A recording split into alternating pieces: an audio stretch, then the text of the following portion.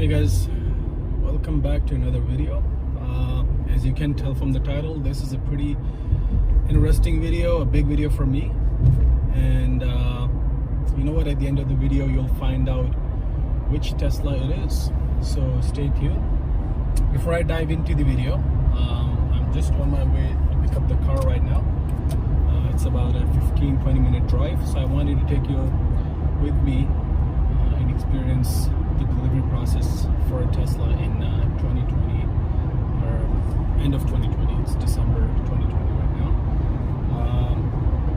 Just make sure to hit the like button, subscribe to the video because it helps me a lot. If you subscribe to the channel, that way I can create a lot more content. I do have a lot more content coming up. Whether you're an EV owner, want to purchase an EV in the future, or just have some questions, you know, this will help you a lot. So please do make sure you subscribe and share the video as much as possible. So that will help a lot. The other thing is, if you're already planning to purchase a vehicle or about to, I have a link in the description below. If you use that link, you'll get free 1,000 miles or 1,500 kilometers of free supercharging, which is pretty awesome. But you also get to enter into a draw to win a Model Y. And this is not sponsored, it is from Tesla. So I don't know if it applies for the rest of the world, but I know in here in the Americas, for sure, it applies. Anyways, jumping back to the video, so it is my first time ever in my life purchasing an EV vehicle. And I did do a lot of research. I have more videos in which I'll discuss a lot of things, the reason for my decision, the cost of purchase, you know, my experience with the car as time goes on and on, walk-arounds and stuff. So that is coming up, a ton of content. But for now, I'm just picking this car up. Hopefully they'll let me make a video once I'm inside the dealership, because I know some Tesla dealerships, they don't let you film inside. So we will see how that goes. But yes, my first time. I've always driven gasoline cars all my life, and actually I've only owned really one car, and that is the Toyota Corolla. I've owned multiple versions of it, but only owned a Toyota Corolla because for me that was, you know, it made the most sense in terms of it's reliable, it's easy to maintain, it's parts are cheap, it's available everywhere. So, and you know, every morning I can just sit in it, start it up, it goes where I want it to go, and that's it. That's the car I'm driving right now, and no, I'm not selling this, at least not yet. I hope to keep it. This is a 2013 Corolla. If you have been subscribed to my channel, you have seen a ton of videos of me working on this car. And at 94,000 kilometers, still driving like Dad took it out of the dealership. But anyways, enough about this car. So yeah, my first EV, I don't know, I'm excited, but at the same time, I don't know what to expect. It's something new for me. Part of me that's kind of scared going into something brand new like this. EVs have been around for a while, so it's not that the market is new, but it's something brand new to me. I've always been skeptical of EVs. So, but you know, I jumped the wagon of EVs now, and ended up getting a Tesla because it made the most sense to me, and they have the most superchargers around the area, so which was very important for me. So I did order the vehicle back in October. I think it was the 3rd week of October. It arrived now. It arrived a couple of days ago. Today's December the 8th. So it takes a good 6 weeks, I would say. And the reason why I bought a brand new one is the market, or the price of the used one was so high, it was really close. So I ended up getting a new one, plus the finance rates were really low where I am, so that helped a little bit, not too much. And the purchase process is really easy, a bit different, at least in my experience, because I've always been the kind of person who goes to dealerships, sits down with the sales guys and negotiates and stuff like that. But this was something completely different for me. You just go online, you purchase the car, you spec it out the way you want it, and once all is said and done, you order it. So now it did mention on the website that I have to make $2,500 down payment. This is fully refundable. I mean, even up to the last day before the vehicle arrives, you can cancel your reservation or the purchase, and they will refund you the money. I think there might be $100 admin charge. I'm not 100% sure. No pun intended. But you have that option if you change your mind. There's enough time for you to cancel the order. But you pay the $2,500, and that goes towards the car's down payment. And after that, it's there's silence from Tesla. You just wait in patience. You watch a bunch of videos on YouTube, and you get a message that your car has been prepared for departure from the factory in the US. I'm forgetting the location. I think it's the Fremont factory. Once that happens, then they keep updating you that the car is in the truck. It's on its way. Blah blah blah. Once all of that is taken care of, let me just make this turn.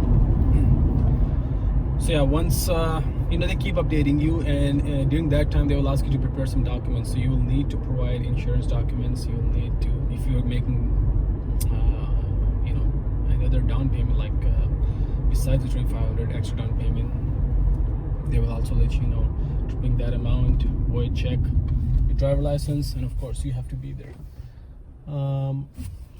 Then once everything is ready, they will set up an appointment for you. So you will go to you'll pick the time and day that best suits you, and from there onwards you'll go ahead and pick up the car, which I'm doing right now. By the way, they asked me to be there at 10 a.m. I'm a bit late, which is totally okay.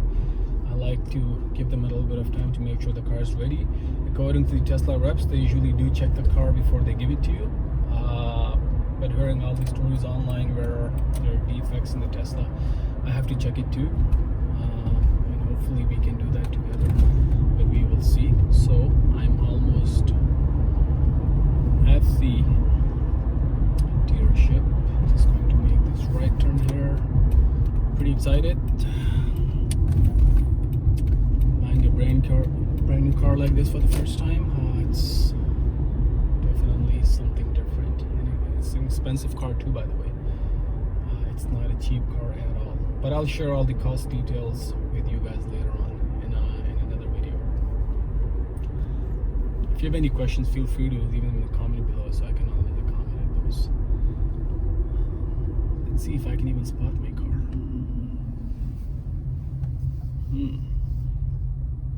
Okay. I think I just did. Spotted it, but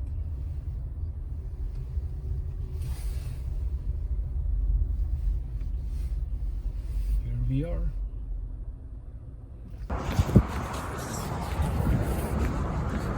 Walking up to the dealership.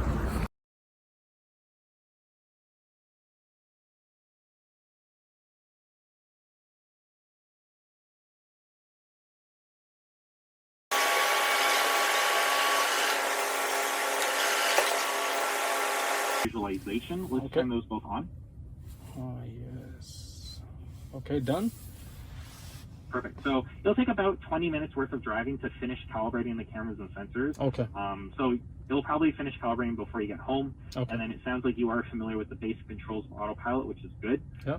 I do hope you love autopilot as much as I do. It's my absolute favorite feature. I wanna try that. Now the next thing that I like to just kind of quickly ask about is your charging situation. Do you already have something set up at home or at work, or not quite yet? So at the moment, sorry, I'm just gonna turn my heat. So at the moment I have like a regular outlet. I don't have a fast charging. Okay. At work I do have charging outlets, but right behind my house is a supercharger. Okay.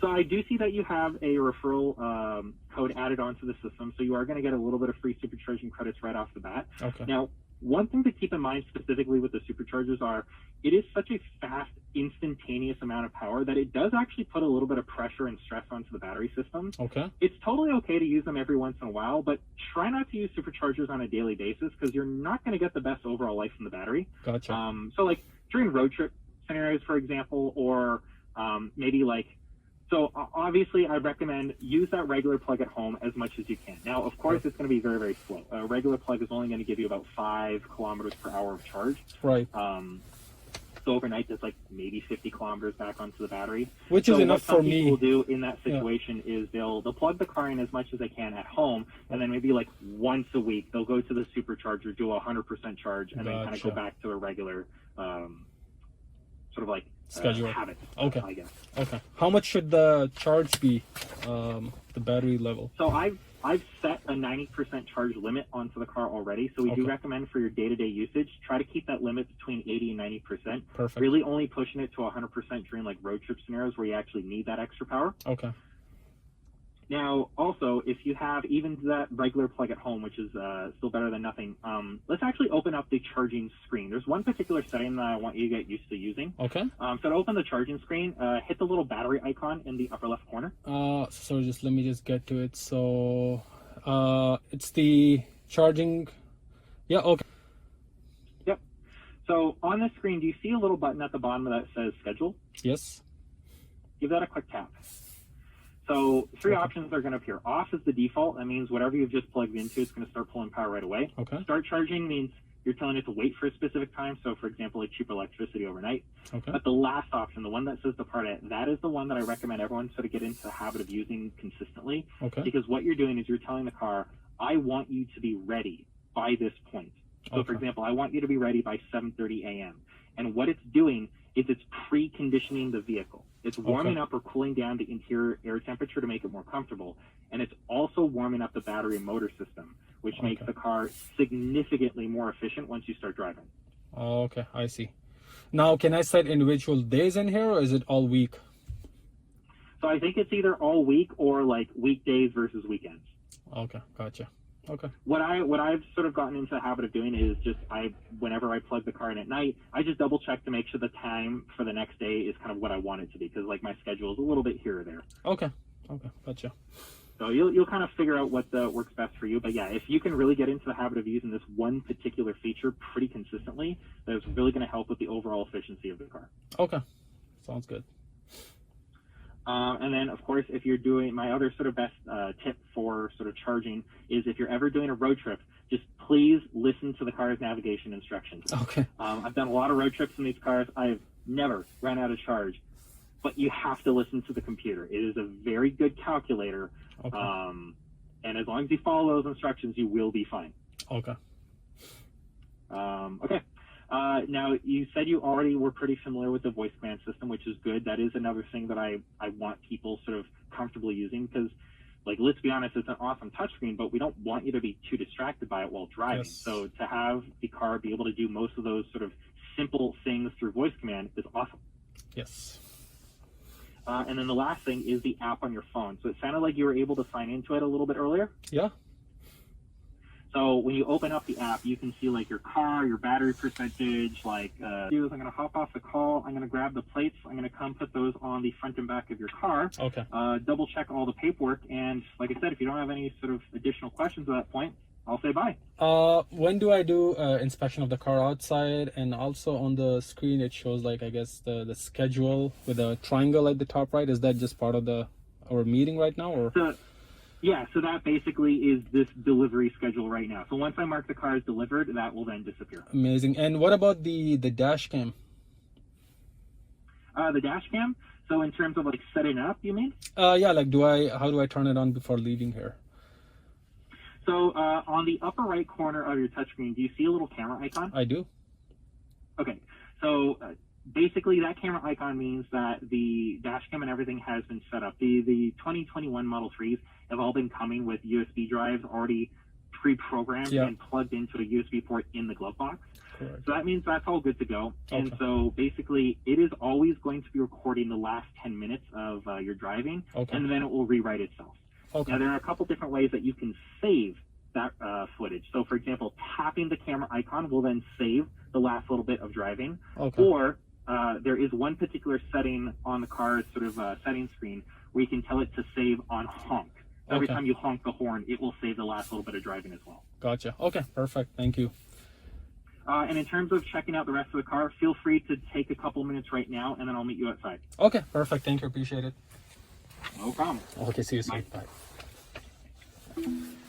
Alright guys, so pretty much that was the walk around. Due to COVID, they're doing sort of touchless walk around. So we will take a walk on the outside of the car and see how everything is.